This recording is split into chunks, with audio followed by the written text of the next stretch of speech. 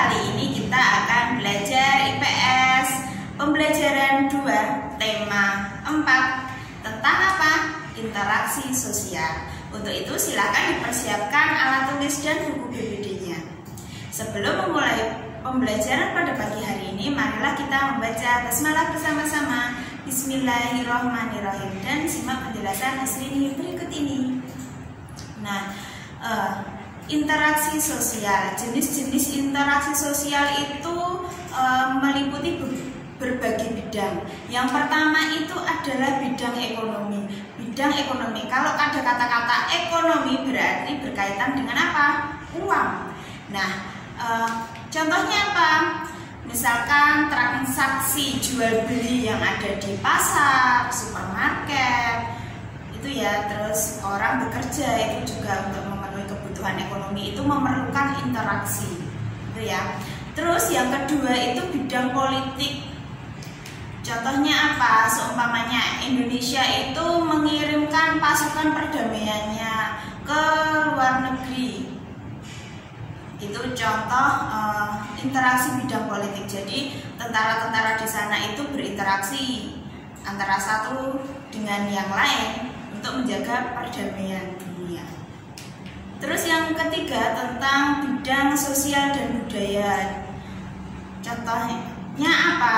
Kalau bidang budaya itu pembakaran mayat di Ngaben, pembakaran mayat di Bali disebut dengan Ngaben, itu adalah contoh bidang sosial budaya. Kalau yang di Jawa apa misalkan?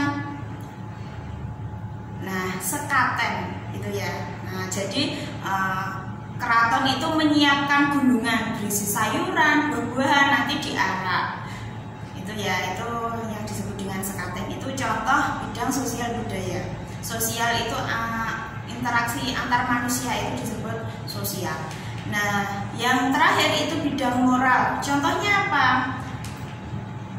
Nah, pengajian, mengikuti pengajian akbar itu ada interaksi antara Pak Ustadz dengan jamaahnya. Terus ada interaksi antara pengikut pengajian satu dengan yang lainnya. Terus selain pengajian apa? Misalkan pelatihan yang diadakan oleh pemerintah di daerahnya. Misalkan ibu-ibu PKK diajak untuk membuat atau diajari membuat kerajinan tangan dari limbah barang bekas. Itu ya, membuat tas dari botol aqua, itu bisa, dari bekas sabun itu juga bisa. Itu adalah contoh-contoh dan jenis-jenis interaksi sosial di berbagai bidang. Nah, selanjutnya faktor-faktor yang mempengaruhi interaksi sosial dalam bidang sosial dan ekonomi apa saja? Yang pertama adalah perbedaan kandungan sumber daya alam. Nah, seumpamanya di daerah A itu memiliki sumber daya alam yang banyak dibandingkan di daerah B yang kandungan sumber daya alamnya sedikit. Nah, perbedaan sumber daya alam di daerah A dan B itu akan mempengaruhi biaya produksi. Jadi kalau sumber dayanya banyak, maka ongkos produksi yang dikeluarkan atau biaya produksi yang dikeluarkan itu akan sedikit. Nah, kegiatan tersebut itu mempengaruhi dan mendorong pertumbuhan ekonomi di suatu daerah. Terus yang kedua itu perbedaan kondisi demografis. Apa itu perbedaan demografis? Perbedaan yang meliputi tingkat pertumbuhan dan struktur kependudukan. Terus perbedaan tingkat pendidikan dan kesehatan. Hal ini akan mempengaruhi produktivitas kerja masyarakat. Yang ketiga, kurang lancarnya mobilitas barang dan jasa.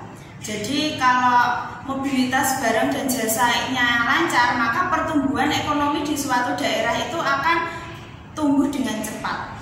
Jadi daerahnya akan maju. Terus Yang keempat, konsentrasi kegiatan ekonomi daerah atau wilayah. Nah, konsentrasi kegiatan ekonomi ini jika kegiatan ekonomi suatu daerah itu cukup lancar dan cukup tinggi konsentrasinya, maka pertumbuhan ekonomi di suatu wilayah itu akan cepat dan pembangunan daerahnya juga akan berkembang dengan pesat. Yang terakhir yaitu alokasi dana pembangunan antar daerah atau antar wilayah. Nah, jika alokasi dana yang disediakan oleh pemerintah itu digunakan dengan maksimal, maka akan memberikan dampak terhadap kemajuan pembangunan daerah tersebut. Nah, itu penjelasan dari Usrini. Apabila ada pertanyaan, silahkan hubungi Usrini. Untuk latihan, silahkan dikerjakan buku BBD-nya materi IPS pembelajaran 2. Usrini akhiri pembelajaran kali ini dengan membaca hamdalah bersama-sama. Alhamdulillahirobbilalamin. Wassalamualaikum warahmatullahi wabarakatuh.